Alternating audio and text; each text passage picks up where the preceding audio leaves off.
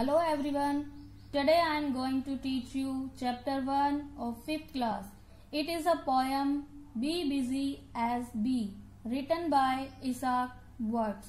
So first of all we will see overview of the poem. यह कविता honey bee जिसको मधुमक्खी के नाम से भी जाना जाता है, जो कि कवि के लिए एक प्रेरणा स्रोत है, वह हैरान होते हुए मधुमक्खी की दिनचर्या पर कहता है कि इतनी छोटी सी मधुमक्खी इतनी ऊर्जावान होकर सुबह से लेके सूर्योदय से लेके सूर्यास्त तक अपने दिनचर्या को पूरा करती है।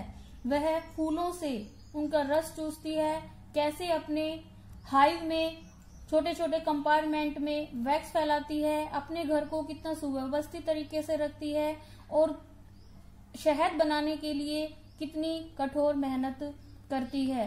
कवि भी उससे प्रेरित होता है और वो ये कहता है कि मैं भी अपना जीवन मधुमक्खी के जैसे ही बिताना चाहता हूँ, उसके जैसे ही बनना चाहता हूँ। तो चलिए स्टार्ट करते हैं। First stanza.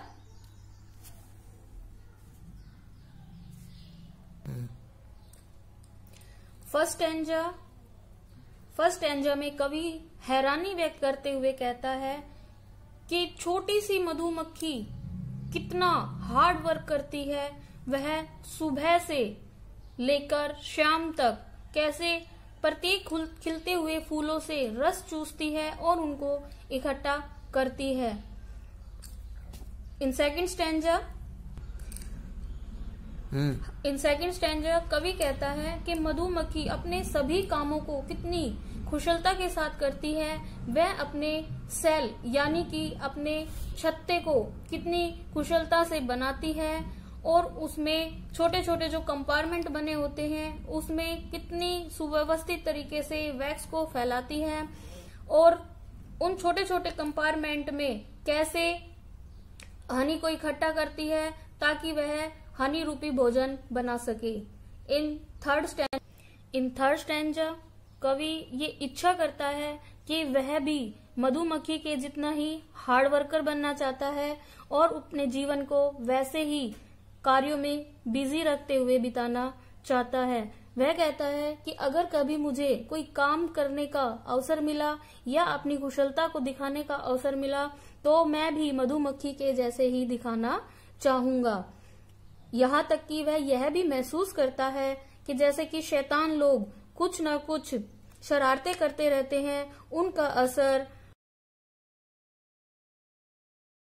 In fourth stanza कवि यह इच्छा व्यक्त करता है कि वह अपने बचपन के दिनों को किताबें पढ़ते हुए, काम करते हुए और स्वास्थ्य पर खेलों को खेलते हुए बिताना चाहता है, ताकि वह ये अच्छे काम करते हुए, मेहनत करते हुए अपने जीवन में अच्छी मुकाम हासिल कर सके, सफलता रूपी भोजन प्राप्त कर सके।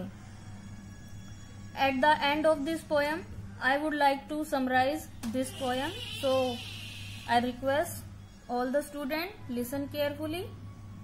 The poem Be Busy as Bee written by Isaac Watts. In this poem, the poet inspired by a bee. According to the poet, bees always do hard work. They do their every work skillfully. All work is dignified. All types of work deserve respect, whether big or small. We should always do hard work like bee so that we may enjoy the success. I hope you may understand this poem very well. Thank you very much.